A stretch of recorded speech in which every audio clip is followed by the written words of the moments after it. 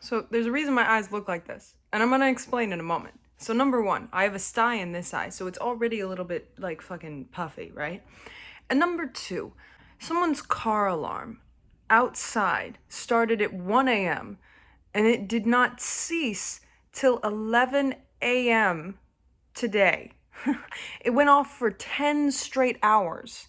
And so I'm a little tired and my eye's a little infected. So you're gonna have to deal with the way my face looks. But it's a lesson to me that I don't have to be perfect in order to show up. Showing up isn't about perfection, it's about trying, right? Number one, no one's asking you to be perfect. They're just asking you to be present, okay, Bailey? That's all they're asking you to do. So get off your high horse. Yes, your eyes look a little funky today because you didn't sleep and one of them's infected, but you know what? I think you'll be okay, Bailey. Oh my God. Like, no one is judging you as much as you are judging yourself, right? But then also, I have two things I want to talk to you guys about. One, my brand new ring that I got at Spins, right?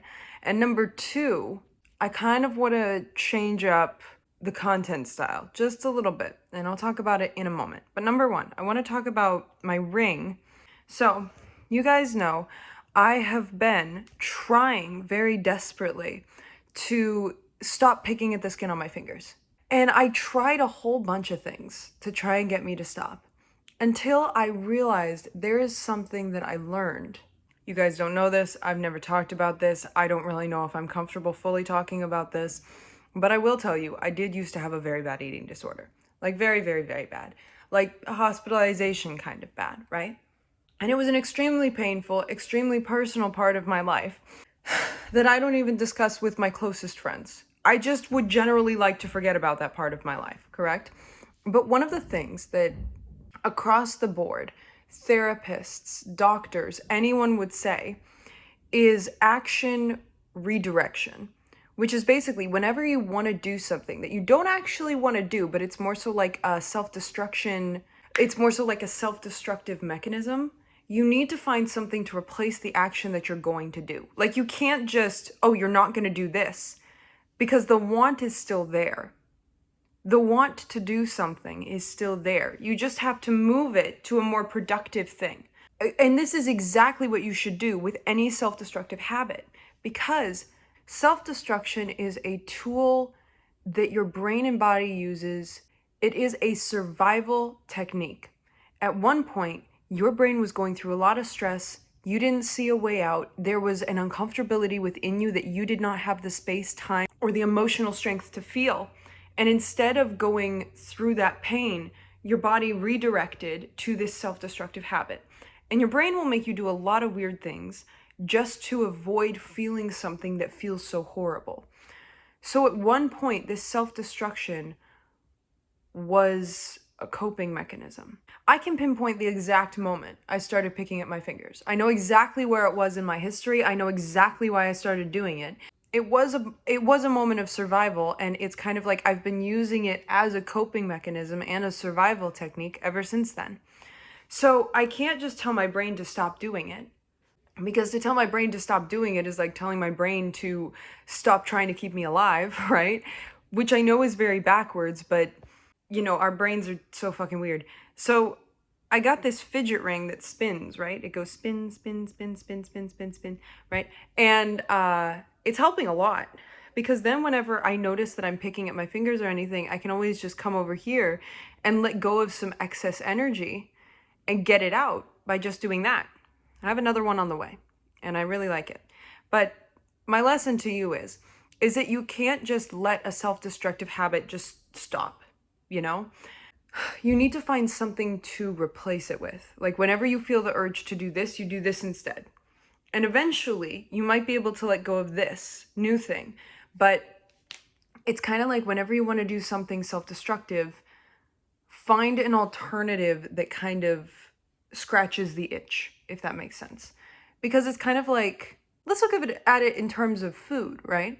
If you really, really want a soda, but you don't want all the sugar, but you know that you're craving a soda, you're craving, you know, something sweet, something bubbly, you could go to the gas station and get a big cup of fucking Coke or whatever your drink of choice is, Dr. Pepper. and drink the whole thing. And then you've just put so much sugar in your body and you didn't want to do that, right? And you feel awful afterwards and you have a headache and then you feel bad and then like 10 minutes later you have a stomach ache. At least that's what happens to me when I drink, a fucking huge thing of regular soda. Or whenever you get the craving for soda, instead of just beelining for the 7-Eleven and getting the huge thing of soda that's going to make you feel horrible afterwards and is going to like give you all these different symptoms throughout your body and give you headaches and all this, you can always just like go to the store and get one little can of diet soda instead. It's kind of a similar mindset where you can't control your cravings. You can't control what your brain wants to do, but you can control your actions, right? I can't control the fact that I want to pick the skin at my fingers. That is something I want to do 24 fucking 7. But what I can do is control my actions. I can choose not to pick at my fingers. I can choose to go to the ring and spin it. So that's how you should go about it. That you can't control what your brain tells you to do, and you shouldn't feel guilty for what your brain is telling you to do, because it's just trying to keep you alive, which again, it makes you do some pretty backwards things to keep you alive.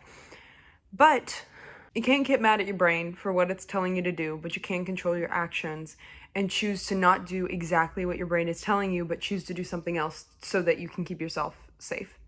And number 2, the other thing I wanted to discuss with you guys today is I'm thinking of starting a podcast, which would kind of mean that these almost daily videos would go away because I'm thinking of doing a once a week longer podcast episode on Saturdays. Just posting a longer episode on Saturdays, like 30 minutes to an hour, and then maybe doing a vlog on Tuesdays or something. And I don't know if you guys would like this. I'm okay with either. I would personally kind of like only posting 2 times a week. And there's 2 reasons why I want to do this. Number 1, I'm feeling a little uninspired by doing these almost daily talks. I'm feeling a little uninspired. I feel as though my words aren't coming out as hard hitting as I want them to. I feel like I'm not expressing myself as much as well as I want to. I'm reaching a bigger audience now, so my words need to be a little bit more thought out because I have the responsibility of a moderately bigger audience. And number 3, whatever.